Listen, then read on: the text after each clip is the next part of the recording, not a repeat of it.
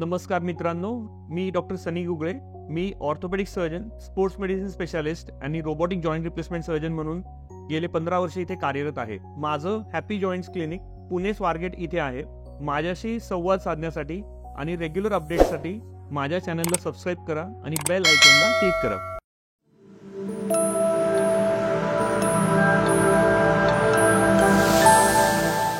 मागच्या व्हिडिओमध्ये आपण बघितलं की ऑपरेशनसाठी काय पूर्वतयारी पाहिजे, कशा पद्धतीने आपण काही गोष्टी केल्याने ऑपरेशनचा प्रवास आपला सुरळीत जातो.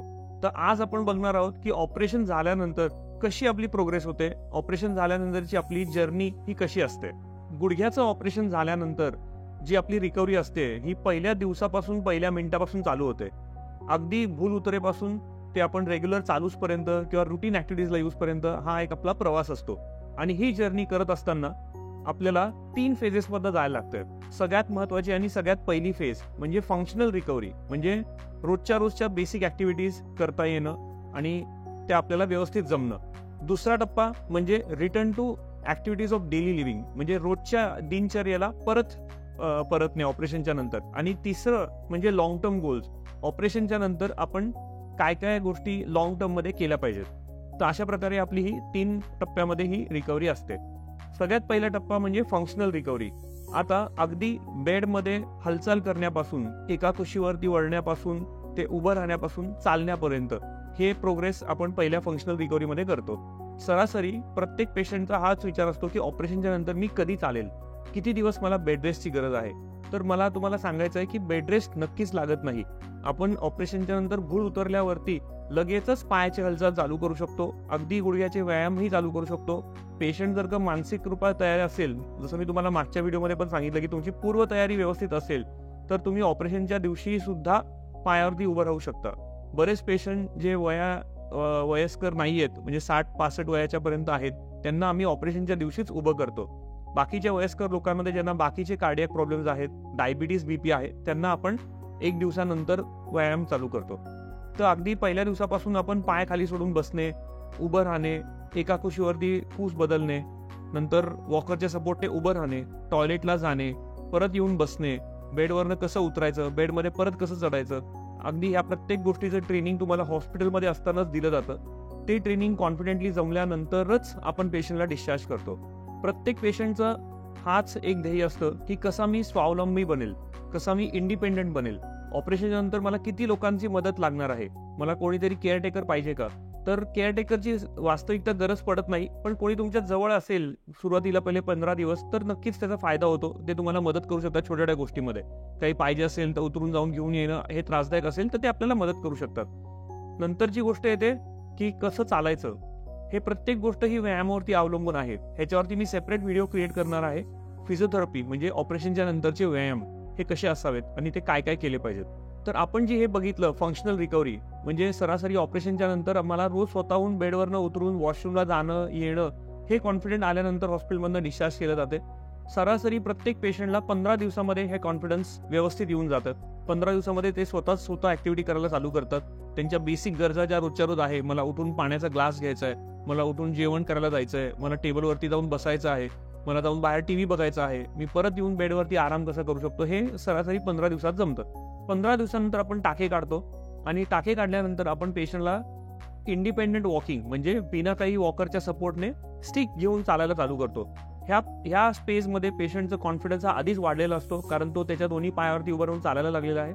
आता ह्याच्यामध्ये नेक्स्ट स्टेप येते म्हणजे पुढची रिकव्हरी. तर आता आपण आउटडोर ऍक्टिव्हिटीज चालू करतो, पेशंटला बाहेर जायला चालू करतो. ते पण प्रत्येक गोष्ट ही टप्प्याटप्प्याने केली पाहिजे. एकदम पहिल्या दिवशीच 2 किलोमीटर चालून आला तर गुडघा सुजणार आणि दुखणार. त्यामुळे प्रत्येक गोष्ट ही हळूहळू टप्प्याटप्प्याने केली. सुरुवातीला 500 मीटर, मग 1 किलोमीटर, मग 1.5 किलोमीटर, मग 2 किलोमीटर, असं टप्प्याटप्प्याने तुम्ही जर ऍक्टिव्हिटी वाढवली दर 3-3 दिवसाने तर प्रोग्रेस हा नक्कीच चांगला होतो. जिने चढ उतर कधी करू शकतात हा प्रत्येक पेशंटचा प्रश्न असतो. तर ऑपरेशनच्या 15 दिवसानंतर जेव्हा आपण टाके काढतो तेव्हा बरीचशी जखम भरून गेलेली असते, टाक्यांवरती येणारा ताण कमी पडतो आणि मग त्यावेळेला आपण त्यांना 2 पायऱ्या चढ उतर करणे, काही दिवसांनी 5-6 पायऱ्या चढ उतर करणे, काही दिवसांनी 1 मजला चढ उतर करणे, असं हे टप्प्याटप्प्याने त्यांना प्रोग्रेस दाखवली जाते. 15 दिवसामध्ये सरासरी 90 डिग्रीपर्यंत गुडघा वाकल्यानंतर खुर्चीमध्ये बसणं, चेअरमध्ये बसणं आणि गाडीमध्ये बसणं, ट्रॅव्हलिंग करणं हे सहजपणे शक्य आहे. अजून एक बऱ्याच गोष्टींना लोकांना प्रश्न असतो की मी प्रवास कधी करू शकते. तर असं काही हार्ड अँड फास्ट रूल नाही आहे.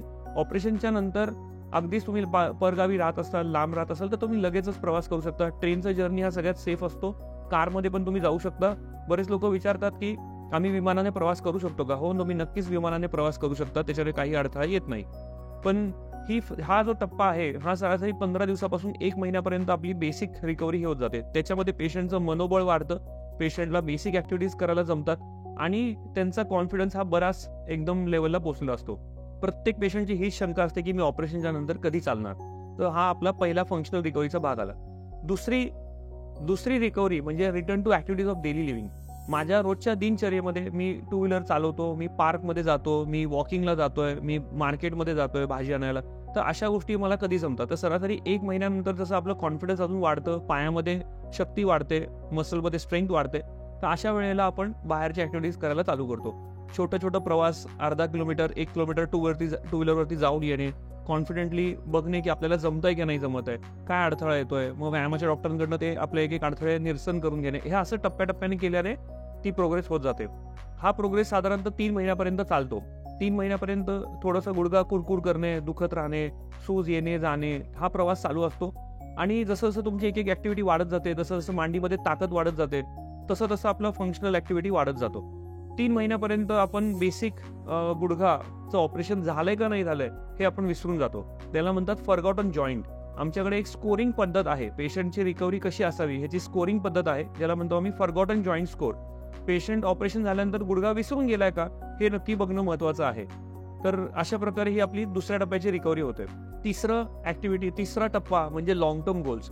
3 महिन्यापासून आता गुडघा मी किती वर्ष वापरायचा, तर त्याला काही लिमिट नाहीये. जोपर्यंत तो गुडघा तुम्हाला साथ देतोय तुम्ही त्याला वापरू शकता. काही लोक विचारतात की याचं लाईफ किती आहे, तर सरासरी 20 वर्ष आम्ही ॲव्हरेज लाईफ सांगतो. पण आम्ही बरेच पेशंट जे बघतो ज्यांची बोन क्वालिटी चांगली आहे, व्यायाम चांगला केलाय, त्याला 30 वर्ष 35 वर्ष पण तो गुडघा चांगला चाललेला आहे आणि बिना काही प्रॉब्लेमचा, बिना काही त्रासाचा. तर त्यामुळे ह्याचं असं काही डिफाईन्ड लाईफ टाईम नाहीये, पण तुम्ही तो किती पण वापरू शकता. जॉईंट हा कंपनीमध्ये अशा प्रकारेच बनवला जातो की त्याचं मिनिमम सर्व्हायव्हरशिप हे 50 वर्षाच्या वरती नक्कीच पाहिजे. पण तुमच्या रोजच्या वापरावरती अवलंबून आहे, तुमच्या स्नायूच्या क्षमतेवरती अवलंबून आहे, तुमच्या डे टू डे ॲक्टिव्हिटीजमध्ये तुम्हाला किती इजा होत आहेत परत ह्याच्यावरती अवलंबून आहे की त्याचं लॉंग टर्म आउटकम कसं असणार आहे. तर अशा प्रकारे आपण ही ऑपरेशनच्या नंतरची फंक्शनल रिकव्हरी म्हणजे जर्नी आफ्टर नी रिप्लेसमेंट ही बघितली. आता ह्याच्या पुढच्या व्हिडिओजमध्ये मी तुम्हाला सांगणार आहे की आपण ऑपरेशनच्या नंतर आपल्या गुडघ्याची कशी काळजी घेतली पाहिजे, कशाने काय केल्याने आपला हा गुडघा दीर्घकाळ चांगला चालेल हे आपण कसं बघितलं पाहिजे. नमस्कार.